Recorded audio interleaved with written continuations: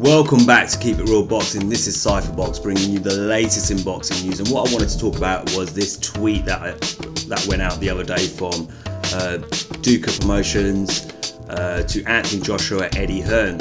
And I'm going to read it out to you. At Anthony Joshua, at Eddie Hearn. Opening offer, will promote fight anywhere worldwide and pay you 60% upside, open book minimum. And they've obviously tagged Joseph Parker into it as well. And this was a reply to this tweet, the original tweet from Anthony Joshua. At Joseph Parker, sips tea, continues to read tweets and refreshes email. Still no offer. Well, that's on the back of obviously an interview he did with IFL TV. And in that interview, he was kind of saying, Anthony Joshua this is, saying, well, where's these offers? I don't see any of these offers. These guys are calling them out. I'm wondering if these guys are really serious. Where are the offers? Who are these guys' managers? Who do I have to speak to about making these fights? Well, here's an offer. Okay. Now, I read in an article of BoxingScene.com that Duca Promotions had an original offer. I think they were offered like 20%. Parker was offered 20% in terms of an offer to fight Anthony Joshua. They turned it down. They felt it was a little bit disrespectful because Joseph Parker's a world champion and he deserves something closer to 50-50. They've put this out now, 60-40. I doubt Anthony Joshua and Eddie Hearn are going to agree with it.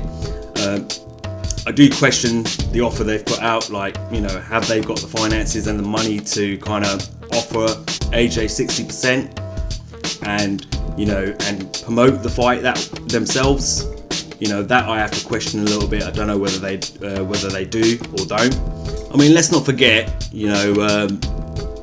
Joseph Parker is also co-promoted by Bob Arum and Top Rank Promotions. So, maybe they can offer it. Maybe they've got a bit of clout behind them and a little power behind them in terms of the boxing world with Bob Arum and Top Rank, out in America, etc. Who knows? I don't know how it all works. But now, as for the offer of 60-40, Joseph Parker and his team clearly think he's worth 40%. Now, Joseph Parker is going to offer what he thinks he's worth.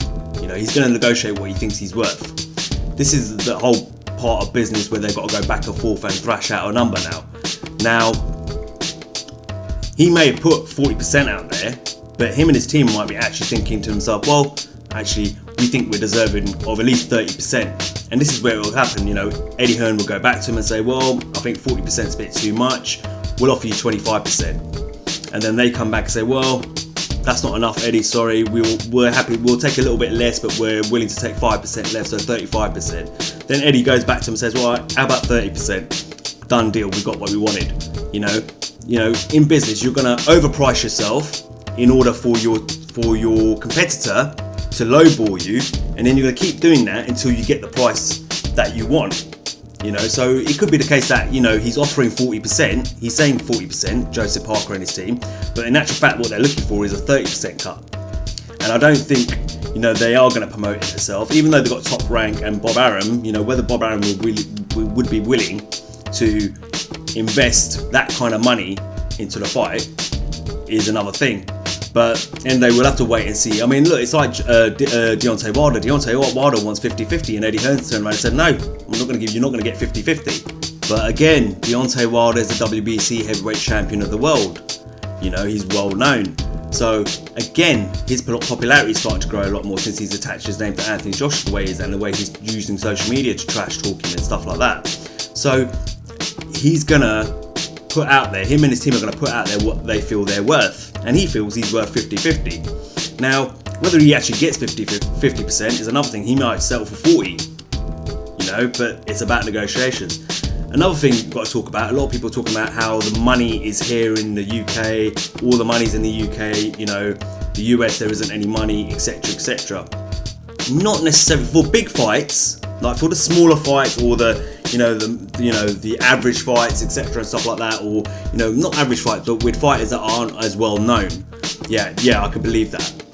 But when it comes to the big fights, I don't necessarily agree with that. Yes, don't get me wrong, British boxing is booming. We know that. It's popping off over here. We know that, yeah.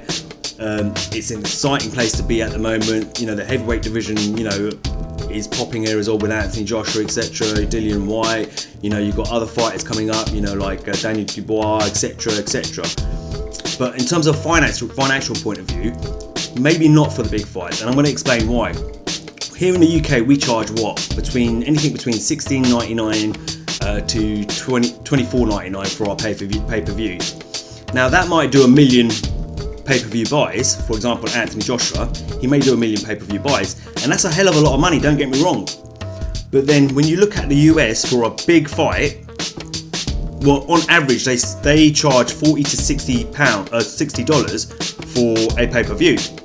Now for a big fight like Mayweather Pacquiao, Mayweather McGregor, like we had, I think it was the same for Canelo versus Triple G, they charge $100. Now you do a million pay-per-view buys charging $100, you're making a lot more money than Anthony Joshua is over here with 1 million pay-per-view buys at £25. Right? That's just, you know, that's just common sense. At the same time, you've got to look at ticket prices for the arenas as well. So here, we probably don't charge as much as they do in the US for their ticket prices, yeah, because their arena sizes are smaller. So here, you know, Anthony Joshua can fill out Wembley Stadium. He's recently just done Cardiff for 78,000, you know, and the ticket prices are probably going to be reasonable, you know, where fans aren't going to complain too much. But then when you look at in the States, their arenas in Las Vegas, for example, like hold 16,000. I think the T-Mobile Arena may hold a lot more. I don't know what the capacity is, but it's a lot more than, you know, than the average in Las Vegas. But still, they're going to charge higher prices for their seats for a big match. They're going to maximise their revenue. Okay. At the same time, let's not forget, if the fight was to happen in Las Vegas between Wilder and Joshua, you've got casinos backing it as well. They're all going to bid who's going to show which one of them is going to have their casino, have it happen in their casinos or their arenas. So there's a lot of money right there. And I think when you look at the casinos' money and their bankroll compared to some of the places out here, who do you think wins? Who's going to be able to offer more money or pump more money into the fight? So when you think about it, for the big fights, for the big fights, the money probably is in Las Vegas and in the US in that sense. You have to agree with Deontay Wilder there a little bit.